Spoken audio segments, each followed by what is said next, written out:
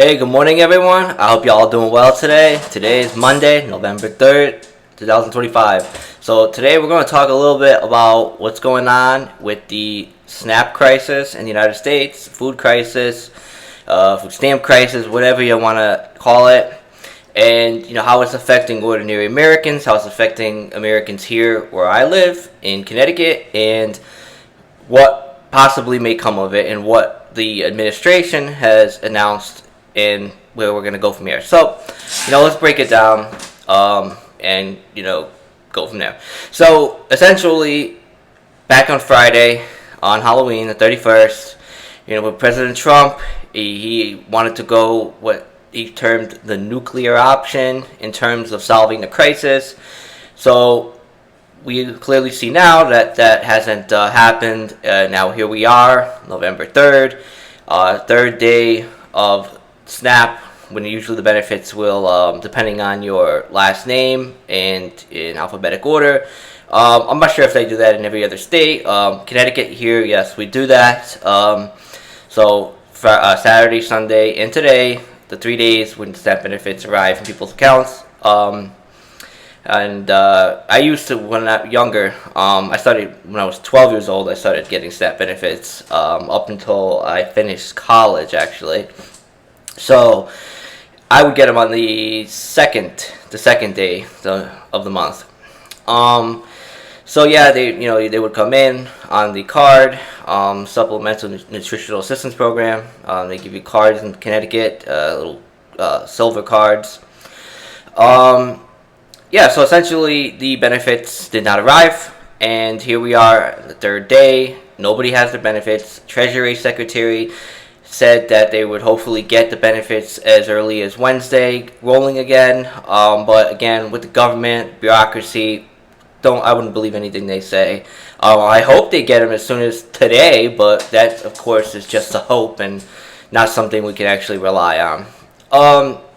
So essentially, what is happening? So I know if you've been on TikTok, if you've been on Instagram, Facebook, whatever, YouTube, I'm sure you've seen videos, people that are lining up for food banks, people that are stealing, people that are potentially threatening to rob customers from grocery stores or steal from grocery stores. It's been circulating all over.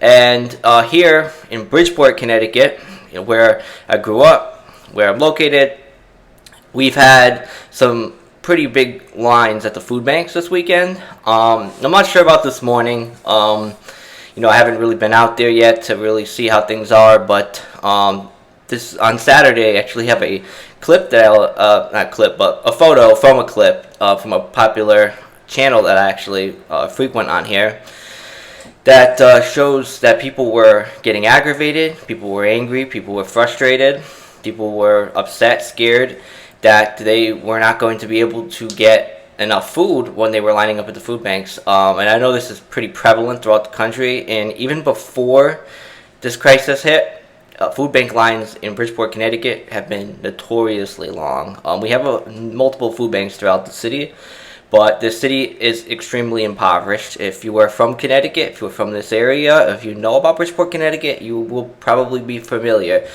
Food bank lines since COVID have increased by multiple. So let's go from here and figure out where we're going for the next days. So essentially, if we can get this crisis solved by, I would say as soon as today, but that's just something that's probably likely not going to happen. If we don't get this crisis solved throughout this week, there's going to be serious issues that are going to develop from people not being able to feed their families, from people not being able to, get the necessities that they need.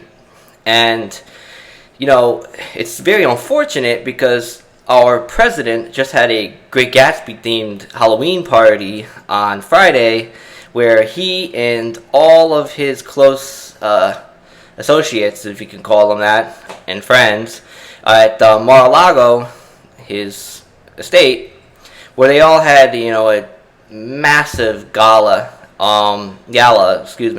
where they had a feast. I mean, they were all having fun, while millions of Americans the next day would go out without food, and not to mention millions of Americans already were without food because it was the end of the month. And we know, well, at least I know from experience, that the SNAP benefits don't last very long, especially with today's food prices, and food prices that have been pretty prevalent for the past several years now. So, when you approach the last week of the month, you're likely not going to have anything left. But, that's just our oligarchs in this country, our political leaders, the billionaires, the top tier millionaires, like the top 10-15% of Americans that, get to enjoy the fruits of, this society, the capitalist society that has benefited them, while the rest of the 85% of Americans on the bottom, or in the struggling middle class, if you want to call it that, still, we essentially get to suffer. But, congrats to them. And I'm not saying that, like I said, I'm not saying that all of the people in the top 15% are bad people. I'm not saying that they all got there to, bad means, negative means. But, of course, it's clear that we can see we have a fractured society, and that the system has only benefited a small percentage of the population, kind of similar to France prior to the French Revolution, or similar to what you would see possibly in other countries. Let's just throw out a name like South Africa, for example, where, just a small percentage of the population is kind of basking in this, huge plethora of wealth, while the rest of the population suffers. But yeah, I would equate it more of the prior to the French Revolution, where you have kind of the clergy and the nobles that owned in just a small percentage of population, that they're attending these extravagant events, they're living in luxury, huge mansions and luxury feasts, while the rest of the population is living in either abject poverty, or you have a middle class that is just struggling to hold on. So yeah, take it as it is, and this isn't about being left or right anymore. It really never was when it came to poverty and impoverishment in this country, and food insecurity and healthcare insecurities and any other type of economic insecurities. It never really was about that, but some people on both sides and all the politicians, we'll group them all together, because of course there might be one or two people that are exempt from this, that are actually doing their job in Congress or at the state level or the municipal level. But majority of politicians in the United States are corrupt, and they're just not representing their constituents. It's just fact. So yeah, back to where we're going to go. Right now we've, I'm kind of using my area as like an example, but here we are down here in Fairfield, Bridgeport, Connecticut, Stratford, Connecticut area. We've had some incidents already, people stealing, places like Stop and Shop, Home Depot, Price Right, BJ's. We've had a few incidents. You have police that are kind of camping out in the parking lots, waiting for these incidents to occur. We've already had a lot of these incidents that have been like kind of taking place over the past several months, even several years since COVID, but they're becoming more prevalent, so definitely a concern. And we're still kind of early into this, and today's kind of like the final day when SNAP benefits are deposited. People are still getting their disability checks or Social Security checks, so we're pretty like early in this right now, right? But as things kind of take hold and days start to go on, people don't have food, food banks start to dry up, things will become more and more difficult. So last week, I believe our governor, Ned Lamont, he decided that they were going to use, they had about sorry if I'm mistaking this, but I believe it's about $3 million that they were going to, invest in from the state level into food banks. But $3 million when the state has anywhere between, somewhere around like 400,000 recipients of SNAP, $3 million is just not going to cut it. So, that will go pretty fast, and not to mention it likely won't even help most of the people. And many of the food banks that we have, they rely on donations, and they rely on just the goodwill of other people in the community to kind of help out in communities that are already struggling.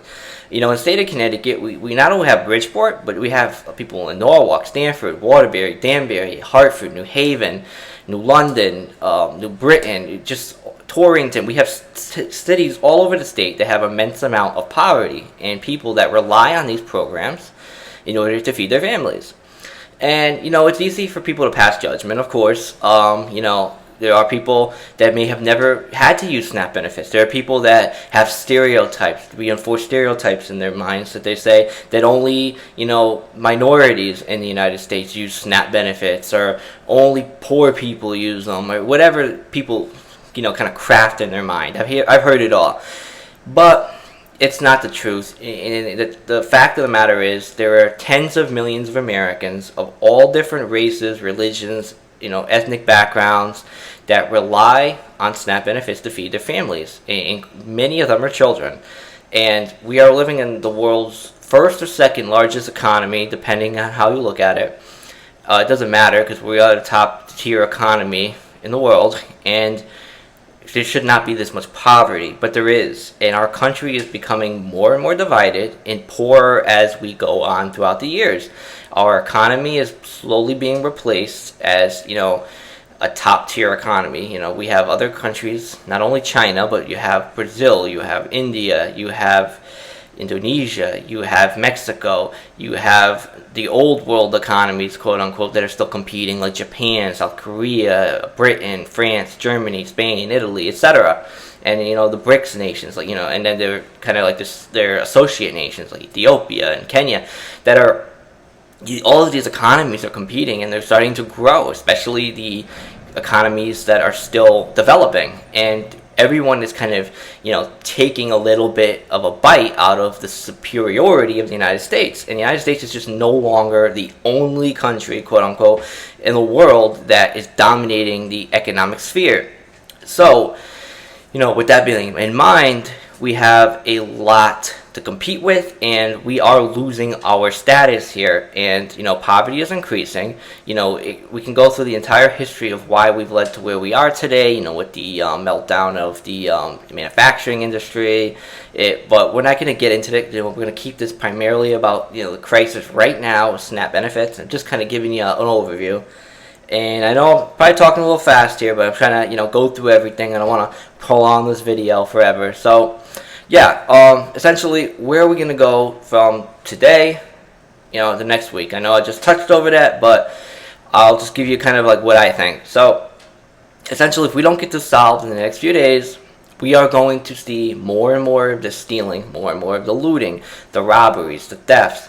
And this is how, things really start to kind of unfold in terms of, having these mass protests that we've seen in the past. And from a few months ago with the immigration protests like in LA, or the George Floyd protests about racial discrimination, police brutality in the United States. This is how events like this unfold when we start to neglect our people, when neglect the concerns and the responsibility of the government. The government starts to neglect their responsibilities. Then we start to slowly unravel until we kind of hit this peak where people just say, I'm done with it, I'm frustrated, I'm going to go out there and we're going to make our point known. So again, yes, this is where we will go. If we do not solve this crisis this week, we will probably see events like that start to unravel, mass protests, and eventually, again, the solution for the government, of course, is to call on the police, the National Guard. It's to fight it instead of actually addressing the problem. And that's kind of how it's always been. Same thing with the immigration protests, George Floyd protests. The problems were never addressed. They just get fought. The government fights them. They throw out everything that they have to push back instead of actually sitting down and addressing the problems. And this is what we'll see this time. Of course, I'm not saying that the SNAP benefits won't be turned back on. I'm pretty optimistic in terms of that they will get some type of deal sorted out with this. But I'm just saying that if we don't solve this immediately, there will be protests and they could turn violent. So that's kind of where we are. And not to mention the continued thefts and looting and etc. But, yep, that's pretty much where we are today. And I just want everyone to, again, if you're going to go shopping, be careful. Definitely keep an eye on your surroundings. And if you can utilize apps like Instacart or Uber Eats to go shopping, do so. But just be careful when you're out there until this has been resolved. And and if you're struggling, check your local food banks. I mean, there's always food banks that are still operational. I know there's, and especially in our area here in Bridgeport, we don't not only have food banks from this that kind of get state assistance, but there's also the private ones that the community has actually. They do pump a lot of resources into them. So I know it's hard. I wish I had more to offer in terms of assistance and kind of advice, but as a nation, we are pretty stretched. We are stretched thin as it's probably ever been. Our nation is in severe economic and social trouble, and not only aside from the political problems. Definitely utilize any resources that you can find.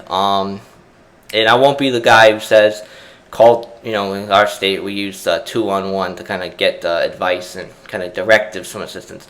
They say that all the time in our state. The government and state government, they're useless. Still give them a try if you really, really, really need to, but I'm just kind of giving you a warning if you're in Connecticut at least. So, yep, until next time, help everyone, stay safe. And again, take my advice, try not to go shopping, utilize some of the apps, and if you do, keep it small, go when it's pretty light outside, don't go shopping at 8, 9 o'clock at night, or 6 o'clock in the morning. Try to utilize the daylight, park as close to the door as you can. Even if you don't feel comfortable, even see if maybe stores can have an associate or a security guard walk you to your car, whatever the case is.